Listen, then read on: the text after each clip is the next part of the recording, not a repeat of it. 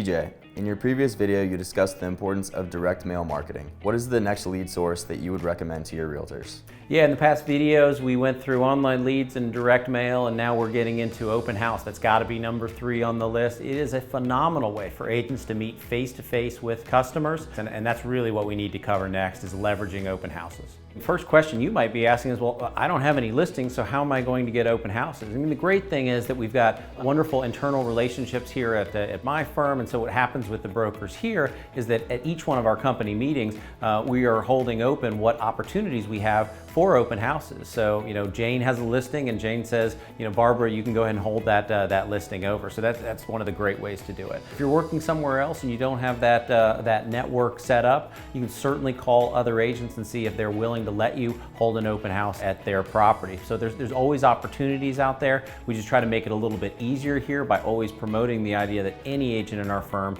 can hold an open house at one of our properties. That's fantastic that you have a lot of open house opportunities for your realtors. How do you pick the best property to hold open? Well, that's a great question, and that's a question that every agent should ask, is not just, can I identify the open house and where can I hold it, but which one's going to get me the best return on investment? First thing that I start with is it an area that you love? You generally, as a human being, as a salesperson, will perform better when it's something that you're generally happy about and it's an area that you like.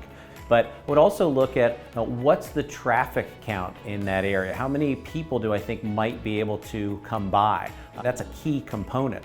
You might find that you've got an enormous traffic count if your property is right on the highway, but nobody can stop from 80 miles an hour. So that probably is not going to be your best opportunity. You might find a community that's very well received, but this listing is tucked way in the back of the community, and that might not be a very easy one to bring people into. And so we want to find something that's ease of access to get people in, and you're going to have the best opportunity to bring a lot of buyers into that listing and have more conversations, have more face-to-face meetings.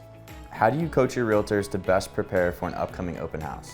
Yeah, preparation is key. So you want to prepare for the open house by learning everything that there is to know about the product. And the product expands beyond the home. So you want to know about all the features, amenities, benefits of that home, but you also want to know about the community, all of the amenities that the community has to offer. Beyond that, you also want to know, where do things generally trade in this community? What are the prices in the community? How quickly do properties trade? And so everything here is about your education on the product, because you've got a prospect in front of you that you're meeting with. Now is your time to shine. And in order to do that, you need to have a proper education on what your product is. Beyond product knowledge, what is another key component to a successful open house? Okay, so you're geared up for the open house. You know everything that there is to know about that community. Again, it's not going to do you a bit of good if nobody walks in that front door. So next step on the agenda is going to be marketing for that community. And there are a ton of ways that you can market an open house, but it certainly goes beyond just sticking a sign in the front yard. And so we'll start with signs. When do I get my signs out? Well, you don't put your signs out the minute that you open the open house. You should be arriving there hours early, and if the community will allow for signs to be out much earlier, I would be putting that open house with time and date and your cell phone number. I'd put that sign up a day in advance, 2 days in advance if the sign won't get gone. So that's going to be a key component to it. This is a great opportunity for you to leverage your CRM. Reach out to everybody that is in your database and let them know that you're holding this open house. Let them know that you are open for business.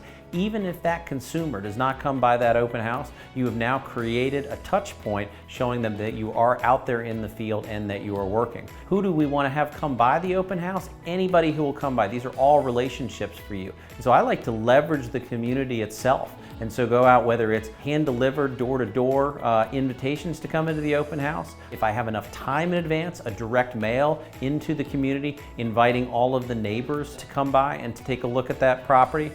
If there are neighboring apartment complexes, direct mail to the neighboring apartment complex to bring them by to see it. But the more marketing that you do, the more bodies will come in, the more opportunities you will have in order to share all your wealth of knowledge on that community. After you generate great traffic, How do you turn prospects into customers? Turning visitors at an open house into customers is obviously one of the most important things. And so we've done all of the right things. We picked the right open house. We marketed it extremely well. We have a lot of traffic that's going by. But here's a problem that I find with a lot of new agents who have been in the business for a short time is they'll hold the open house and they'll come back very happy that they had 25 people, let's say, stop by the open house. And when we really start to dig into the coaching, what I find is that there is no follow-up in place and that there is no meeting scheduled. And that's a big no-no on this. You want to make sure that you do have the next meeting scheduled with each one of these individuals who stopped by. So as you're finding out more about what they're looking for, it should be creating an action item for you as an agent. Great, I know that you're looking for a 3-bedroom, 2-bath in this community. I have another listing that I'm going to send over to you, and I'd like to show you that listing on Tuesday of next week and set that appointment. When you leave with those appointments, you ultimately will end up with a very, very high rate of conversion of those visitors into clients. So now that we have covered your top 3 lead sources, what else would you like to share with realtors who want to increase their business? Yeah, we're going to get into additional lead sources, and this is something that we did in the whiteboard activity. But in the next video, what we're going to cover is the sphere of influence, developing the sphere of influence, and making sure that you have the right outreach to the sphere of influence to promote your business.